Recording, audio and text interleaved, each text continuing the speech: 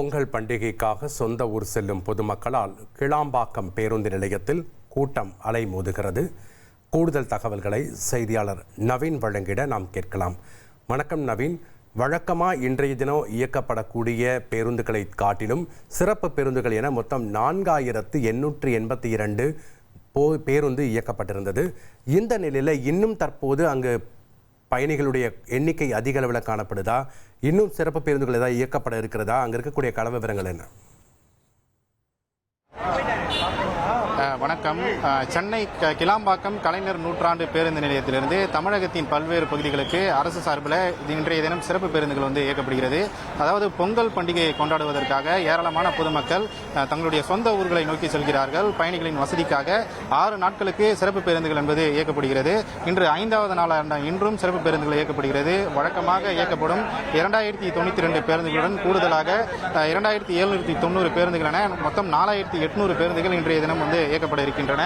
இன்று மாலை 6 மணி முதலே இந்த பேருந்துகள் இயக்கப்பட்டு வரக்கூடிய சூழலில் தற்போது ஏராளமான பொதுமக்கள் தற்போது கிளாம்பாக்கம் பேருந்து நிலையம் நோக்கி வந்து கொண்டிருக்கிறார்கள். எம்டிசி அதாவது மாநகர பேருந்து நிறுத்தத்திலிருந்து ஏராளமான பொதுமக்கள் தற்போது புறநகர் பேருந்து நிலையத்தின் உள்ளே வந்து கொண்டிருக்கக்கூடிய காட்சிகளை நம்மால் பார்க்க முடிகிறது. தொடர்ந்து பொதுமக்களின் வருகை என்பது அதிகரித்து காணப்படுகிறது.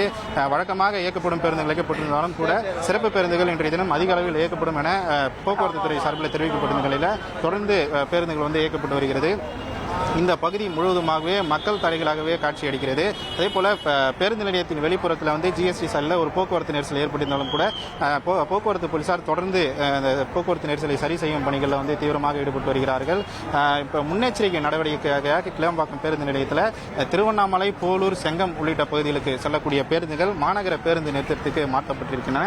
அதே போல முன்பதிவு செய்யப்பட்ட பேருந்துகள், முன்பதிவு செய்யப்படாத பேருந்துகள் என 2 நடைமுறைகளில் பேருந்துகள் தனித்தனியாக நிறுத்தி வைக்கப்பட்டு பயணிகளை ஏற்றி வரக்கூடிய காட்சிகளை நம்மால் பார்க்க முடிகிறது. தற்போது வரை 711 பேருந்துகள் கைவசம் இருப்பதாக சற்று நேரத்திற்கு முன்னால் அமைச்சர் தெரிவித்திருந்தார். இருந்த போதிலும் மக்களின் எண்ணிக்கை என்பது அதிகரித்தே காணப்படுகிறது. தற்போது மணி 10:30 கடந்தும் தொடர்ந்து பயணிகளின் வருகை என்பது அதிகரித்தே காணப்படுகிறது. போதிய பேருந்துகள் கையிருப்பில் உள்ளதாக அமைச்சர் தெரிவித்திருக்கக்கூடிய நிலையில் பொதுமக்களின் வருகை என்பது தற்போது அதிகரித்தே காணப்படுகிறது. நன்றி நவீன், உங்களுடைய கள விவரங்களுக்கு. இனி செல்லும் இடமெல்லாம் செய்தி. தந்தை டிவியின் வாட்ஸ்அப் சேனலை ஃபாலோ பண்ணினா செல்ல இருக்கும் இடமெல்லாம் செய்தி. இதோ QR கோட் இப்பவே ஸ்கேன் பண்ணுங்க, ஃபாலோ பண்ணுங்க.